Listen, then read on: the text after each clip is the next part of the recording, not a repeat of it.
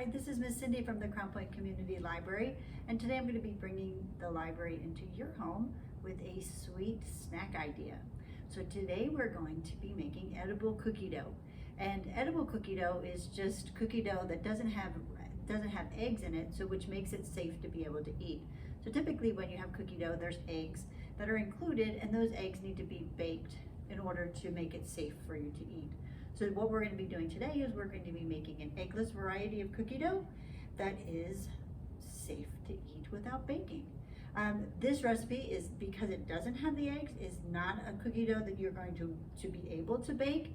It wouldn't turn out. It doesn't have the flour and it doesn't have the egg. So it would not be something, you can't make this cookie dough and then put it into your oven to bake, because it would just become a gooey mess. All right, so let's get started. What you are going to need, you are going to start with 8 ounces of cream cheese, which is 1 block of cream cheese. I'm going to put everything into my bowl, and then I'm going to be mixing it. So all of your ingredients are going to go in here. So I need 8 ounces of cream cheese. And I need a half a cup of butter, which is 1 stick of butter. So 1 stick of butter. You want to make sure that your cream cheese and your butter have been at room temperature, or at room temperature. So let them sit on the counter for probably for about an hour, depending on how warm or cold your house is. They should be soft because we want to go ahead and beat them. And if they just came out of the refrigerator, it's going to be too cold, and they're not going to mix together right. So let those sit out for about an hour before you're ready to start. And then go ahead and put them in your bowl. Then we're going to need a 1/4 teaspoon. So a teaspoon of these little guys, and I just need a 1/4 teaspoon of vanilla extract. And this is just to add a little bit of vanilla flavor to it. So I'm going to pour that in there into my bowl. I will need 2 tablespoons of brown sugar. My brown sugar is already open. If you're opening up a new bag of brown sugar and we're only using 2 tablespoons, so you're going to have a bunch left over. So you want to store that in some type of airtight container. I keep mine in a Ziploc bag, because if you don't, then brown sugar will it'll get really hard and solid, and it's not good to work with. So with brown sugar, the other interesting thing about brown sugar, when we're using brown sugar in a recipe, unless your recipe says not to do this, we always pack it down, because brown sugar is kind of fluffy, but when we smush it together, it kind of is like when you go to the beach and you make a sand castle. It kind of gets like that, so I can just kind of dump that and it holds its shape. If I just scoop it, I don't end up with as much. So most of the time, brown sugar recipes, we pack it. It says it'll call for packed brown sugar. If it doesn't say, still go ahead and pack it. If your recipe does not want it packed, it will say not to pack it. So 2 tablespoons of brown sugar.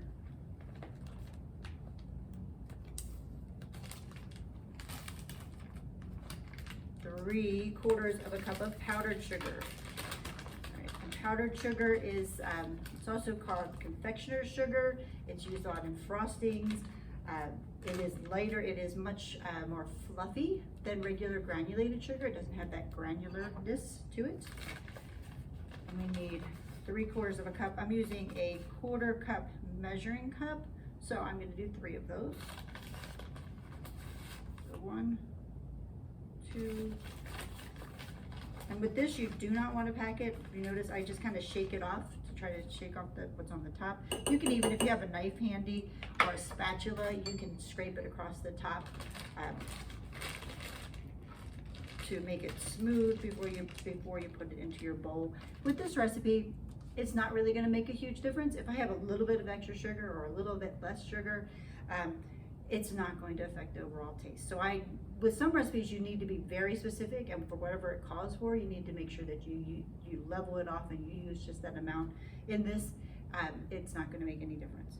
So what I'm going to do now, those are my ingredients. I'm also going to need some mini chocolate chips, and so we're making a chocolate chip cookie dough. I'm going to add those mini chocolate chips after. I'm going to go ahead and beat this with my mixer, and then once I do that, then I'm going to go ahead and add the chocolate chips in with a spoon. because the chocolate chips inside my batter or inside my mixer, they're gonna get kind of, it's gonna get stuck in the blades and it's not gonna work right. So I'm gonna go ahead and use my mixer. You may have a stand mixer. I just have a hand mixer. I just have regular blades on there. There are a lot of mixers come with whisk also. You use a whisk blade if you're going to be beating egg whites or beating heavy cream if you're making whipped cream. But for any type of cookie dough, you just want the regular blades on it. If you have a stand mixer, you may have a paddle attachment. You may have an attachment like this. And I'm going to mix it in this bowl, and then add in my chocolate chips. So I am going to turn off the camera while I mix it and show you what it looks like when I'm done. Okay, so I mixed up my cookie dough. You can see how it's nice and creamy. If you don't have a mixer, you can do this by hand with a spoon. It's just going to take a little bit of time and a little bit of patience, but you can certainly do that. So you can see it's nice and creamy. Everything's mixed together. You can taste it at that point. You may decide that you want to add a little bit more brown sugar, or you may want to play around with and maybe do less powdered sugar and more brown sugar to give it a little bit more of that molasses type of flavor that you get in chocolate chip cookies. So the next thing we're going to do is I have the mini chocolate chips. So you want to use the small ones just because when we go because I'm going to show you what we're going to do with this later. We're going to be scooping it out, and when we go to do that, the mini chocolate chips just work so much better. So I need 3/4 of a cup of mini chocolate chips.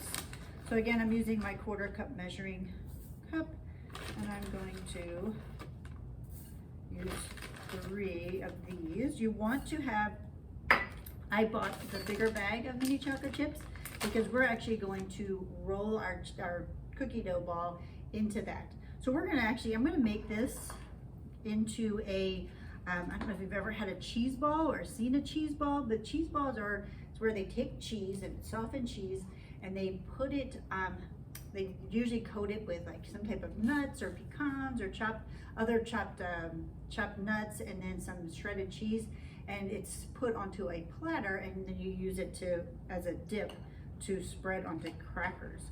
So we're gonna take our edible cookie dough. When you have edible cookie dough, you can just put it in the refrigerator and you can go in and scoop some out. You can eat it with a spoon. It is pretty sweet, so you can also spread it onto crackers or to different other type of cookies. I'm going to show you an idea of what we can do with our cookie dough once it's ready. So you can see I've mixed in my mini chocolate chips. You just want to get them nice and mixed. So you can see that they are mixed in. And now my next step, so I told you, so at this point, your options are you could just put it into a bowl, keep it in the refrigerator, and go in and scoop some out from time to time and eat it. Or you can make it into a cheese ball. And the way that we would do that is you're going to take some saran wrap because it's going to be a little bit sticky. And I have a bowl here, and I have the bowl because I want to make a ball shape, and so the bowl is going to give me that shape. Then I'm going to take some of these chocolate chips, put them into my bowl, and spread them out. I'm going to plop this in there on top of it.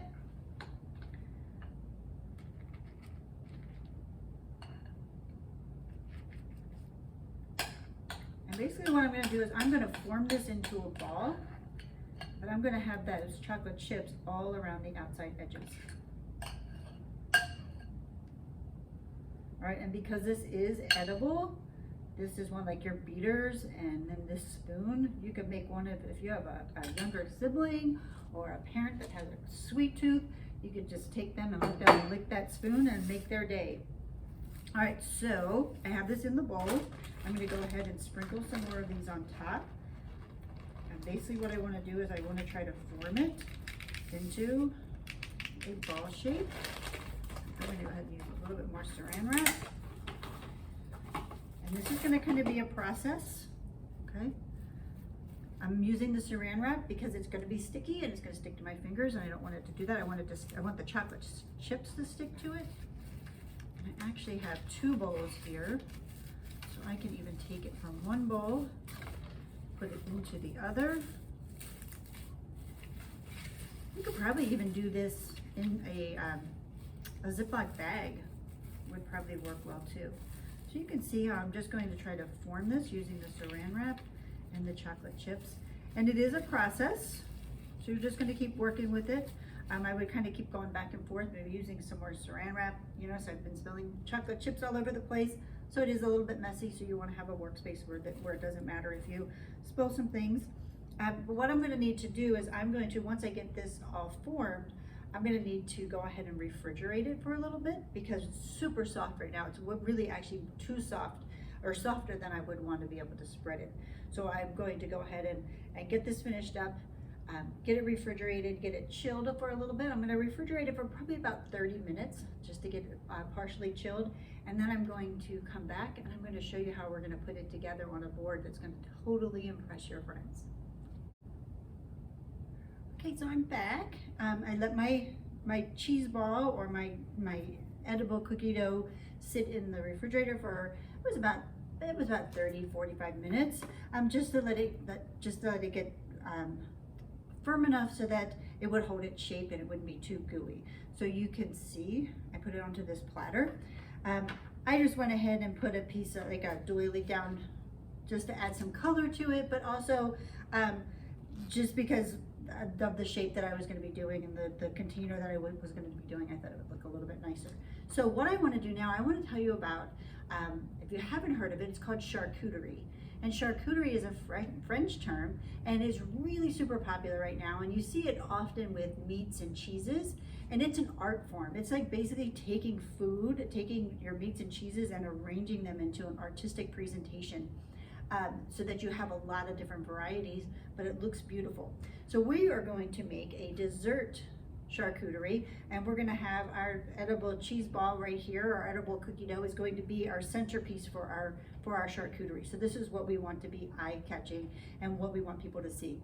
Now all the things that I've chose to put with this are all things that we could use to eat with it. So I have a variety. I have fruits and I have salty stuff because salty and sweet go really well together, and then fruit and sweet go really well together also. You could also add to this, you could add nuts if you wanted to, just for people to pick up to eat in between. A lot of times on a charcuterie board, if you're doing meats and cheeses, there will be nuts, there will be some different fruits or vegetables, or maybe some olives or pickled things like that. So, but you want it all to go together. You want it all to kind of blend in together, and things that you would want to eat at the same time. So I just ran to the store and got some strawberries. Was looking to see what was there and what will keep on my tray. I chose not to do bananas because unless you're going to be serving it right away, bananas are going to brown, or you're going to have to put some lemon juice on them or treat them. I chose not to do an apple kind of for the same reason, but I could have an apple, I could have a pear. I did get an orange that I sliced up. You can see that, but I did have an orange. I went ahead and just peeled it because you want to make it easy for people to eat. The idea is not to have to like peel an orange while you're snacking. I have some blackberries, I have some raspberries, and then for my salty, I have graham crackers. I actually have some butter cookies, or these are Girl Scout cookies, so Girl Scout butter cookies, but you could use Nilla wafers, anything that you could spread this cheese onto, or this cookie dough onto. And then I also have pretzels. So what I'm going to do now is I want to arrange this. I want to think about how I can arrange these different fruits and salty things so that it will look pleasing and it will look kind of like art. So what I would do is I kind of look, and I have 7 different things, right? 1, 2, 3, 4, 5, 6, 7 things. And I kind of think about how I want to spread that out. I don't have to put all my strawberries together. I could have some strawberries here and some strawberries here, but I want to kind of create some type of pattern, some type of artistic look to it. So what I would probably do is I would probably start with my pretzels. I have a lot of pretzels. I love pretzels with this cookie dough. You can just scoop them through it. You can spread them onto it, however you want to do it. The pretzel sticks work really well, and if you can get those the waffle shaped pretzels, those are really good because they hold up, they have good consistency. So I'm just going to, pretzels are a little bit hard to arrange. As I said, I do have a lot of them, so I'm going to go ahead and use a lot of these cookies on my tray. I could always go back and add more. And my tray, you wouldn't, a lot of times you would use like a wooden board. I did not have one here at the library. This is what I found. My tray is actually a little bit bigger than what I would prefer, but this is what I had to work with, so this is what we're gonna do. So I may not go all the way to the edge. I may kind of stick closer to the center. All right, so I've got my pretzels. I think next to my pretzels, I'm gonna go ahead and do a fruit. I'm gonna go ahead and do my orange slices. And I'm gonna go ahead and arrange them so that they're gonna kind of follow a pattern. I'm going to kind of arrange them around my pretzels. If you do not like your food to touch, you can arrange them differently and leave more spaces, but the idea on a charcuterie board is that everything is kind of touching and there is no empty space. So I'm gonna just kind of pile these little pretzels up here. Now I have some more of these oranges. I can put one more right up here close by. I'm gonna hold on to them. I may add them in another part. I may end up putting more pretzels also because I do have a lot of those. Let's see, I have a lot of strawberries also. So I think I'm gonna do my strawberries next. I would try to do salty and then fruit and then something salty and then fruit just to split it up. If you had some dry, like if you have some nuts that you wanted to throw in, you could just kind of sprinkle, like have a little clump of those right there. But you can decide how you want it to look. So I'm gonna go ahead. These I slice my strawberries because they're easier to display. I think they look really pretty. So again, I could create them into, if you're an artist or if you're really artsy, you could get really super creative in how you want to put this together. I could make this look like a flower.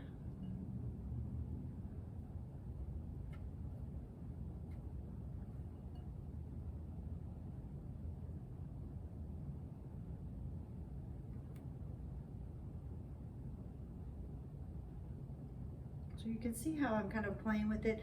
I'm going to go ahead and work on this and then come back and show you my final design. But please know that whatever you choose to do, because it is art and art is always your own expression, you can choose to do it however you'd like. Okay, so I finished my charcuterie, my dessert charcuterie board.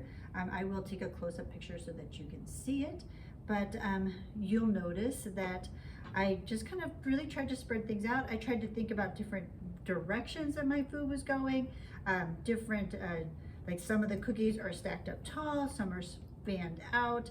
I tried to separate my colors so that it would be pleasing. Again, it is art, so you can do it however you would like. But I guarantee if you serve this at a party, or if you had some friends over for a sleepover and you put together something like this, they would be totally impressed. So now what I would do is I would just have some small plates, and I would have a knife, especially a spreading knife, so that people could just kind of scoop in, get some of that cheese and spread it onto their crackers. You could spread it onto your graham crackers or onto your cookies, or have some spoons and just eat it. So enjoy. I would love to see pictures of any charcuterie or dessert charcuterie boards that you put together, because I'm sure that they would be totally amazing and probably far better than how mine looks. So have fun with this, and feel free to stop by the library, tell me all about it, and you can check out our Facebook page for more resources and more ideas. Take care.